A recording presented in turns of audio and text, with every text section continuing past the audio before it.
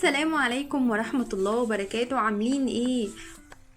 النهاردة هنعمل مع بعض وصفة جميلة جدا. وصفة ايه؟ وصفة البرجر الشهي الجميل اللذيذ اللي كلنا بنحب نجيبه من بره ده. هنعمله النهاردة مع بعض بطريقة جميلة جدا وسهلة جدا جدا جدا. محتاجين ايه في الوصفة بتاعتنا؟ محتاجين لحمة مفرومة، ومحتاجين ملح، ومحتاجين فلفل اسود، ونص معلقة صغيرة من البيكنج باودر، ورشة صغيرة جدا من جوز الطيب عشان تديله نكهة كده وطعم جميل. هنعجن كله مع بعضه كويس جدا جدا جدا. كمية الملح والفلفل الاسود على حسب كمية اللحمة. لو انت هتعملي نص كيلو لحمة مفرومة هتحطي عليها نص معلقة صغيرة ملح،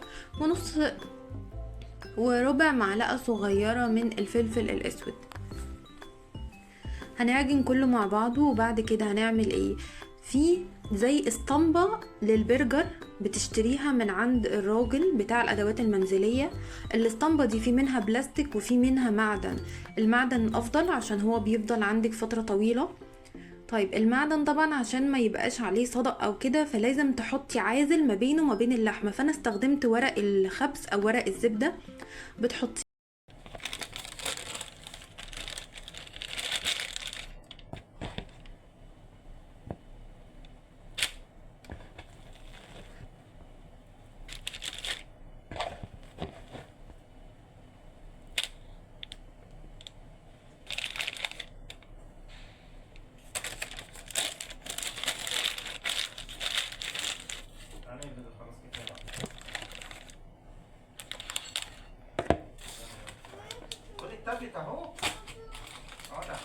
لو نوع اللحمة مثلا فيه دهون كتيرة او كده.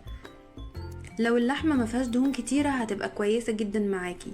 لو فيها دهون كتيرة ممكن تفك، مش عارفين ايه. فعشان تبقي ضامنة كل الحالات تحطيها شوية في الفريزر، وبعد كده منها على الطاسة على طول هتحطي الطاسة اللي عندك.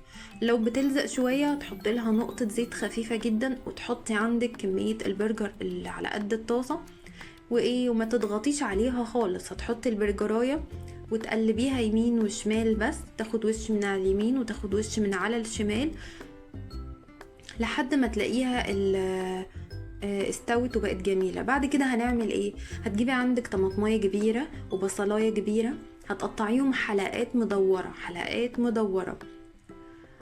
انا هعمل ايه بالبصل والطماطم ده؟ انا هحطهم عندي على الطاسة اللي انا قليت فيها او عملت فيها البرجر عشان ياخد من الطعم بتاعها ويبقى يبقى متكرمل كده، يبقى تحفة.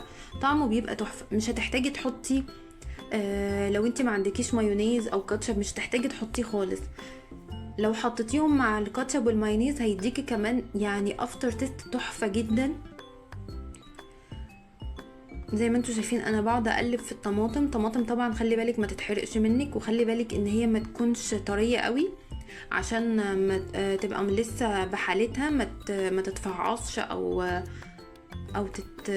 تتقطع او كده. يدوبك بتاخد تحميره على الوش ده وعلى الوش ده. وبعد كده هحط البصل عندي. هفضل اخلي بالي برضو من البرجر. شايفين خد الوش ازاي؟ بقى شكله جميل جدا. طبعا انا بحطه على نار متوسطة. اول حاجة بعلي النار على الطاسة عشان تبقى حامية.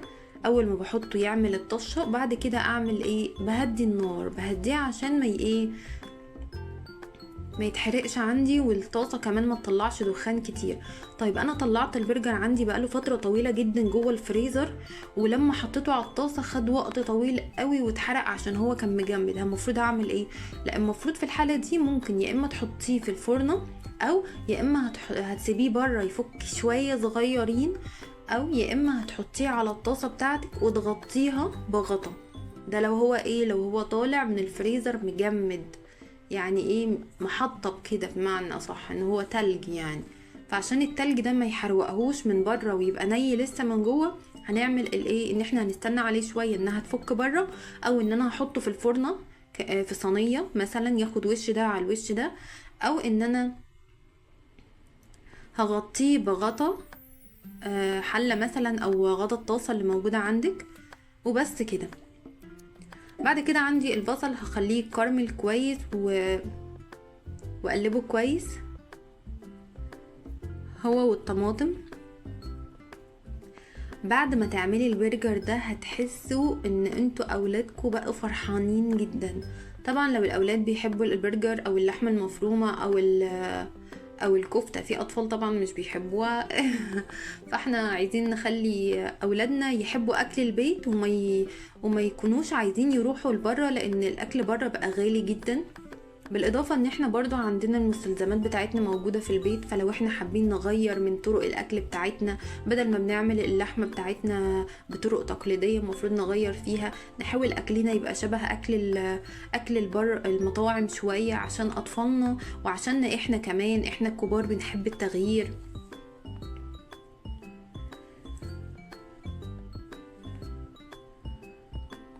زي ما انتوا شايفين انا رجعت حطيت تاني برجر عشان الطاسة عندي كانت صغيرة، فاضطريت ان انا احط تاني. لو انت عندك كمية كبيرة وعندك ضيوف وعندك عدد كبير وعايزة تخلصي بسرعة، هتعملي ايه؟ اكيد مش تفضلي حاطه الطاسه على البوتاجاز وتستني وتعمل ده. بعد كده انا كان نفسي في الفلايه بقى، هتجيبي صينيه كبيره كده وطعمها هتجيبي الصاج بتاع شوي البرجر، تحطي فيه ورق الزبده او ورق الخبز ده تحفه. على فكره ورق طبعا ده لو انت عايزه تعملي مثلا ممكن تحطي معاه فلفل حامي او فلفل اخضر، بيغنيك ان انت تضيفي اي يعني الاضافات دي موجوده عندنا كلنا، وان الانسان فيها اي حاجات من نفسه ويجيب من البيت عنده وتقدري تستخدميه اكتر من مره او معموله في البيت. بيبقى مثلا طعمها جميل، عليه حاجه مش هتخليه ان هو يدهن او ان هو يبوظ، فهو جميل جدا. بعد كده انا قلبت البصل عندي وقلبت البرجر، واخيرا بعد كده انا جبت العيش الكايزر اللي انا كنت عاملاه في البيت، وبعد كده هحط عليه معلقه من المايونيز ومعلقه من الكاتشب، وهفردهم على العيش اللي موجود عندي، هفردهم كويس. وبعد كده احط حلقات من البصل، واحط قطعة من البرجر عندي، وبعد كده قطعة من الجبنة الشيدر. لو مش عندك جبنة شيدر ممكن تستغني عنها خالص، او لو عندك تحطيها، او ممكن تحطي بدلها جبنة رومي، ممكن تحطي اي حاجة نفسك تحطيها جوه البرجر، بتبقى طعمها جميل. الجبن بتبقى حلوة قوي جوه البرجر عامة. هتحطي قطعة من الجبنة الشيدر، وبعد كده جبن قطعة برجر، بعد كده الطماطم اللي احنا كرملناها الجميلة، بعد كده بصل تاني.